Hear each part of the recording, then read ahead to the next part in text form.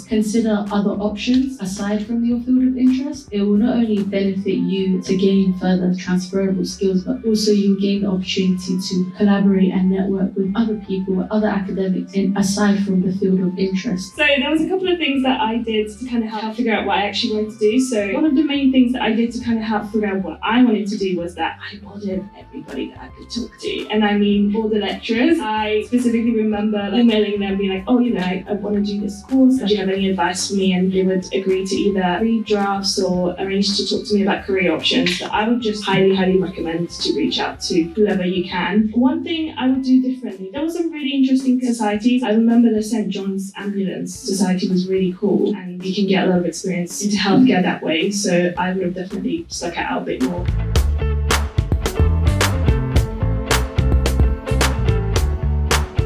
In terms of employment, worry-wise, I think a lot of people would probably go in and think it's going to be difficult to get a job, obviously, because you don't have the experience, you've just come off of an undergrad. But I think it's a very important thing to do whilst you're in your undergrad, is to get some experience. And I think having little bits of experience doing things in the medical field can definitely help you if you want to pursue a job in that field. It is sometimes quite difficult to find the higher paying roles, but I think it is also important to do the entry-level roles as initially, because it does get you the experience that you would need essentially to move up the ladder, get talking to people and make those relationships. I think LinkedIn definitely helped me a lot. Having a LinkedIn profile definitely gets your face and your name out there to people that you might work with. I think one common thing that most people worry about when you're doing a science degree is, am I going to have enough lab experience? Am I going to have enough experience in the industry to go into whatever you want to go into? So that was a great place of worry for me, but it's not the end of the world. One thing to bear in mind is that if you have not got as much experience, you're just going to have to start at a lower pay grade and work your way up. But it's not impossible, and actually that's going to benefit you in the future anyways, because you're going to have a longer experience than others. And what I also noticed that even though,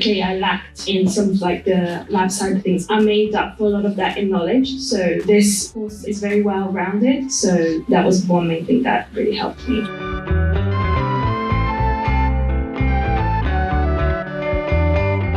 I prefer the idea of going via the academic route or via the hospitals, especially with that area that I've gone into. I think that is a lot easier off the bat. I think right now with a lot of pharma companies, they're expecting a lot more experience out of you before you can get some of their entry-level roles. So I looked straight onto a lot of the big institutions that we have here in London, as I'm a Londoner. So I went on Queen Mary's website, went on Imperial's website, King's College London. They obviously have quite a lot of roles, and because they are the kind of roles that people come in and out of just to gain the experience, there's always a role available at some point in time. So I think that was the main place I would go to, would be the NHS website and the different institutions in London. LinkedIn is probably the best platform to utilize when it comes to job opportunities. You have a direct way of getting into contact with people in the field of interest, but also at the University of Westminster, there are several networking opportunities where events such as these are held in order for you to pursue the option to network with people and collaborate. There's different ways in getting in contact with current academics. You can just literally Google the departments for the hospitals, and you say you find the manager's email there. Email them. We have had so many students that have come for 1 or 2 weeks just to get some experience with us. Obviously it's unpaid, but it is a really, really good way to kind of get into what it would be like to work in that field.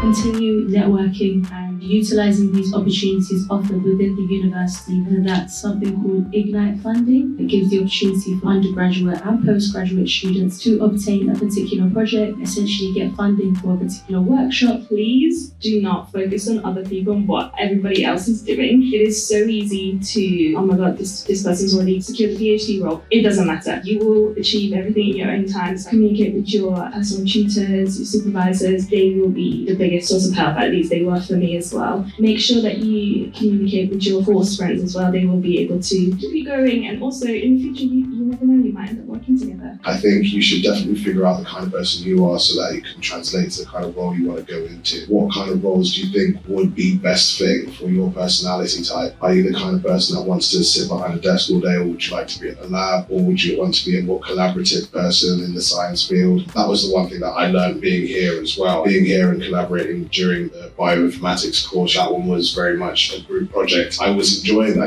taking the lead on making sure that we got certain information ready and put together. That's kind of the way that I like to work. And so that's translated into what I'm now doing currently, which is collaborating with stakeholders and working with site staff and making sure things are in place. So yeah, I think gaining a good understanding of how you would be or who you want in the workforce is definitely a good first step.